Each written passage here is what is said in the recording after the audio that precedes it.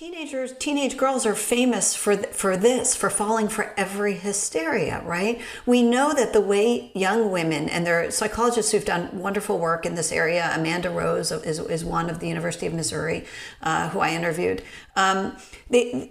Teenage girls tend to spread these psychic epidemics because their modes of friendship involve co-rumination, taking on their friend's pain.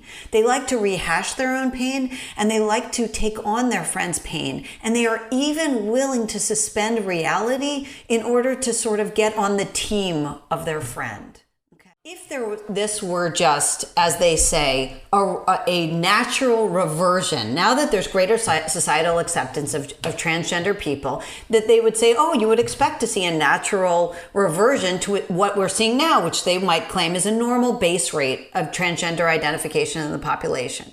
The problem with that is, number one, we're only seeing this sudden spike among teenage girls.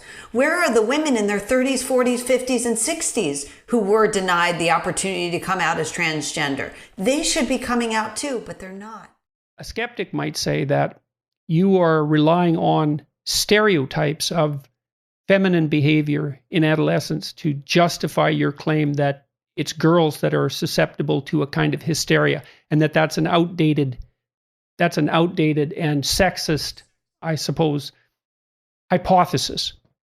No, I'm not relying on stereotypes at all. I'm relying on evidence. If you look at the anorexia, it afflicts one population. If you look at bulimia, it afflicts one population, and it grows and it spreads among friend groups, just as this does. It's young women encouraging each other in self-harm. And if you look at cutting, same thing. And clinicians have known for years that you cannot house anorexics together in a hospital ward without being very careful, because they will encourage each other to lose more and more weight. We know that women right, and you see that online with regards to anorexia, right, with the pro-ana sites and the pro-bulimia sites. Right. It wasn't men who came up with thinspiration. Now, inspiration to lose more and more weight. It was young women. Now, of course, men get involved in all kinds of, bad behavior and encourage each other in all kinds of bad behavior. But this kind of socially spread self-harm has proven over and over to be endemic to young women. You can't group antisocial males together when they're teenagers because they get worse. So that's well known. And in fact, if you take antisocial boys and you put them with prosocial boys, the prosocial boys become more antisocial. The antisocial boys don't get better. I didn't draw any medical conclusions. That is, I relied entirely on experts. And I do believe it is a journalist's job to look into medical, phenomena, including epidemics and so forth, and investigate them and rely on the medical judgment of experts. And that is precisely what I have done. Do you think that you were even-handed in your selection of experts? I mean, because one of the ways that you can bias an outcome, obviously, if you have a political agenda, you can bias an outcome by selecting experts that testify in one direction. And of course, the transgender activists and perhaps the medical and psychological associations themselves might regard people like Ken Zucker as experts who, would appeal to someone of more conservative sensibilities, perhaps. Well, sorry, I'm not. I think what you're saying is, did I bias it by only looking at certain kind of experts? And here's what I say: no, I didn't. If you read the book, I interviewed experts of all persuasions.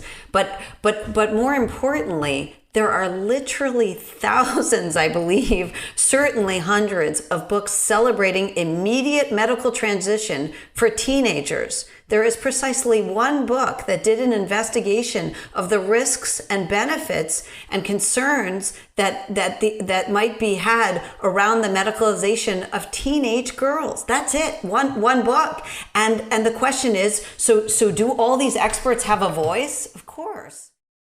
Why is this happening? Well, there are a number of reasons it's happening, but if you're asking why more doctors and therapists aren't speaking out, I think the answer is because if even Jordan Peterson is concerned about having this interview with me, And with all of your courage and all the stances you've taken, imagine what far less courageous doctors are willing to say. Right. I mean, I interviewed affirmative therapists, and I would say to them, and they would say, well, some kids are gender fluid.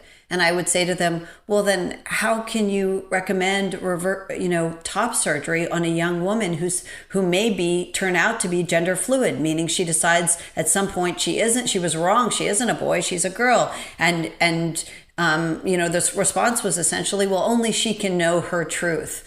I mean, this is not medicine any longer. It's closer to witchcraft. The basic argument that I'm making is that a large population of teenage girls who probably do not have gender dysphoria, they certainly have an atypical form of gender dysphoria, are able to quickly obtain hormones and surgeries. They are very much, acting under social media influence and peer influence. We have numbers on that. Certainly not my studies, but others have done studies on this. And they're acting under the influence of peer influence and social media influence. They are quickly obtaining hormones and surgeries, and there is virtually no medical oversight of this process. You're also seeing clinicians report the same across the Western world, that they're seeing a sudden spike of gender dysphoria that seems to be peer motivated, or claimed gender dysphoria that seems to be peer motivated and social media motivated. Okay, it's not an organic problem, and it doesn't look like traditional gender dysphoria. I'm going to go back to something that we talked about earlier when we were trying to pin down what the motivation for this ideology might be. Like the notion that your identity is yours alone to determine strikes me as it's profoundly narcissistic. It seems to me to be predicated on the idea that you have the right to be master of your own domain, master of your own your outcome, regardless of people around you. You're the only person that has to be taken into account. So that would go along with the express claim that you're the only person that can determine what your identity is. It seems to me to be a very infantile and narcissistic wish that might be the case. That you could decide who you were, and that the world would be forced to bend around your will. And I can understand that, again, as I said, because everybody fights a battle against society molding them and destroying their individuality while they're socialized. There's something there that's valid to rebel against. But generally speaking, as you mature, you start to understand that you have to negotiate your way through the world with other people, and that the benefits of being acceptable to other people outweigh the costs to your own narcissistic self-determination. And it's the desire to not have to contend with that compromise that drives the insistence that you are the only person that can determine your identity. That's right. I think that the activists in this movement have a lot more in common with, say, the Black Lives Matter movement and others such, so-called woke movements than they do with adult transgender people. When I interview gender adults, they don't insist that they were always girls or always boys. They don't ask you to suspend reality. They say, look, I had gender dysphoria from the time I was a child. I struggled with it for many years. As an adult, I went through therapy, and I realized this was the way to, calm my gender dysphoria, and this is how I'm most comfortable presenting. That's not imposing anything on the world, really. But the group of insistent activists, many of whom are not transgender themselves, but insist that we suspend reality, that medical professionals agree with them. Yes, you were always a girl, or you were always a boy. This kind of stuff. This is an aggressive ideological movement that really has nothing to do with gender dysphoria.